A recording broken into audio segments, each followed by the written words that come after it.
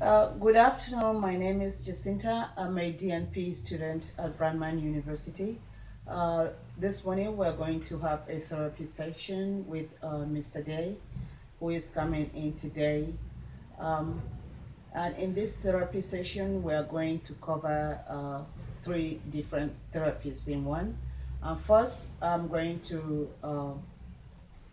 incorporate cognitive behavioral therapy, CBT, which we are going to identify the distorted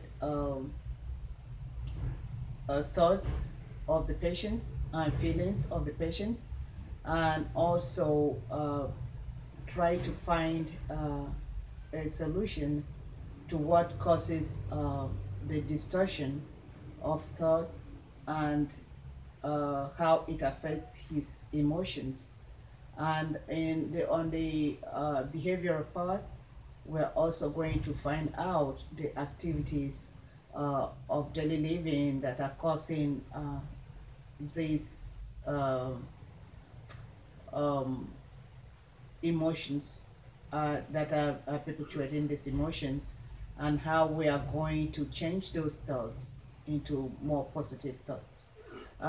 We are also going to incorporate Carl Rogers' therapy, which is patient-centered therapy.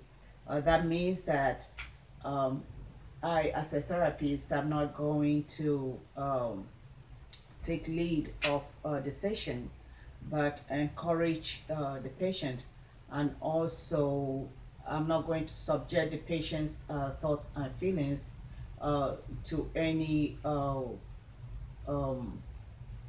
scrutiny or any judgment, but look at the patient with on conditional positive regard, to enable the patient feel more comfortable in sharing his experiences with me today. Also, I'm going to incorporate in this therapy the guested therapy by Dr. Pears, which will be looking at the here and now of the patient, to try to make the environment conducive for the patient, and create a safe environment and a trusting environment whereby the patient will, be able to open up and share his feelings and whatever is going on today. So I'm going to call in the patients now for our therapy session. Okay, Ms. K.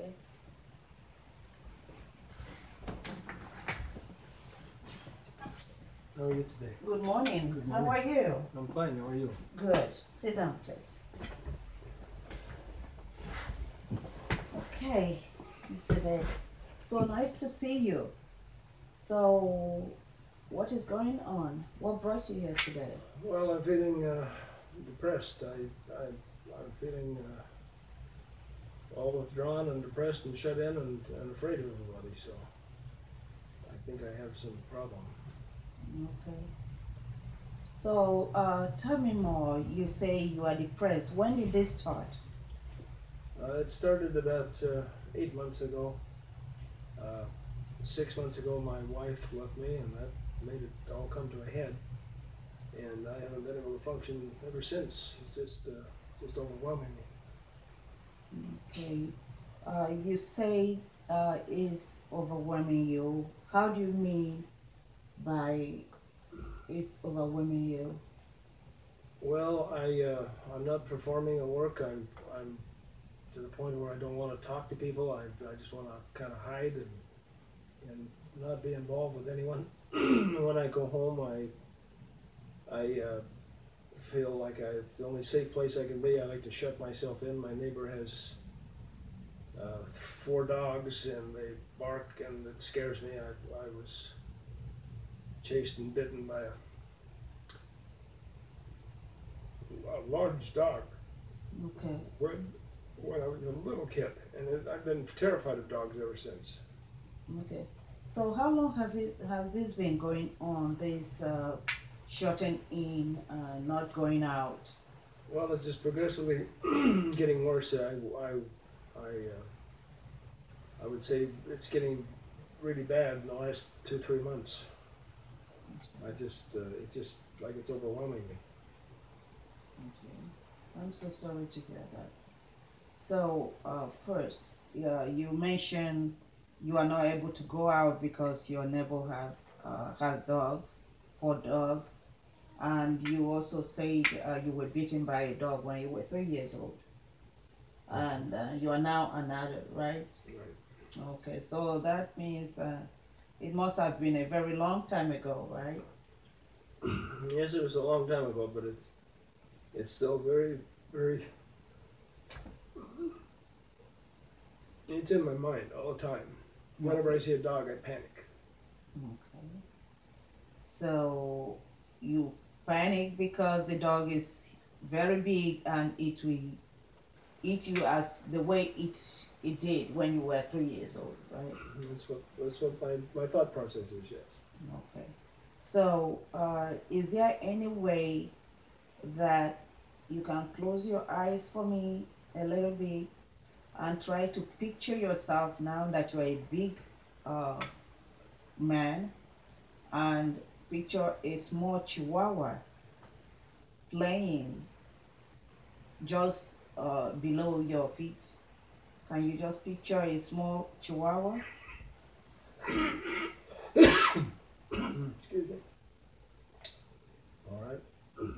Can you picture a small dog, a small chihuahua? Mm-hmm. Okay. Are you able to touch that chihuahua?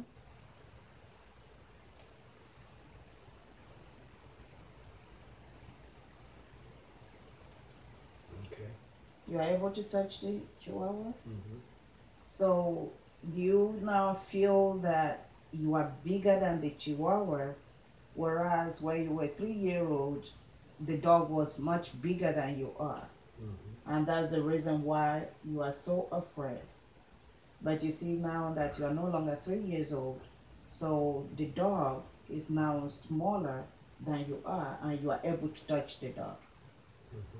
So, do you think that now that you are able to at least touch the dog, if you see a dog outside, maybe if it's one dog, not the four, but one dog outside, do you think you would be able to go outside of the house? Yeah, it's possible. If it's a small dog, yeah. Okay. If it's a small dog, so let's start from there. Maybe with a small dog, you can go outside, and as you go on gradually, maybe when you see one big dog, you may not be so afraid of the dog. And then little by little, with the dog, Excuse me. okay,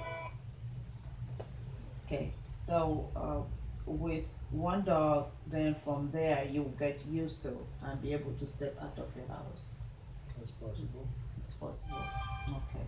Now, you also talked about your wife leaving. Can you tell me more about that, please? Well, it was just I put a lot of effort and a lot of time into the marriage, and I thought it was going well. Obviously, it wasn't, and it made me feel like I had lost. Made me feel like I was a loser, I guess, when she left. And so I just went downhill from there. Okay. Can you tell me a little bit more what you mean by you feel like you are a loser? Well, I thought I blamed myself for her leaving, and I just assumed that I had done something wrong, and so I lost. Okay. And it damaged me psychologically, so to the point to where I just didn't feel like I could win again. I mean, I felt like I was just total failure. Okay. So, um, your wife leaving makes you feel like you're a failure. So, what are the things exactly that you can pinpoint that makes you feel like a failure apart from her leaving?